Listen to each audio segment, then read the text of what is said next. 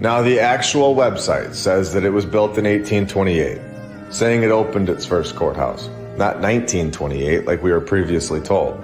In a book called Contemporary American Sculpture that was published in 1929, a year before the building was completed, it already listed that the building was done and of Riebeck's work. So was the narrator getting ahead of itself, thinking that nobody would catch that flaw?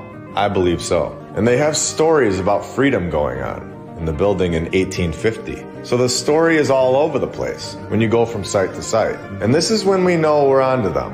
And then we dive deeper. And this is when we look around and find things that are insane and completely blow the narrative open. And that's exactly what we did.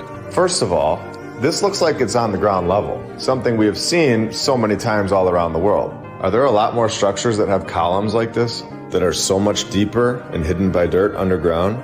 That's exactly what's going on, in my opinion. Now, as we zoom in on the top of this 386-foot high building, that is most likely even bigger than that, we will see two Sphinx-like ornaments. They are 20 feet long, 11 and a half feet high, which has a room underneath them. Hold on. What am I reading here?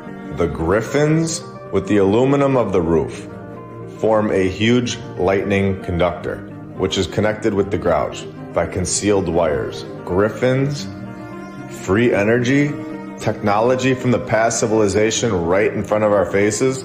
The Sphinxes were given human faces instead of the lion's face, lion meaning griffin, in order to symbolize mercy, tempering justice. Sure. Yeah. And I really want you all to think about this one. Here we go. We have the pyramid on top of the building, just like in Giza.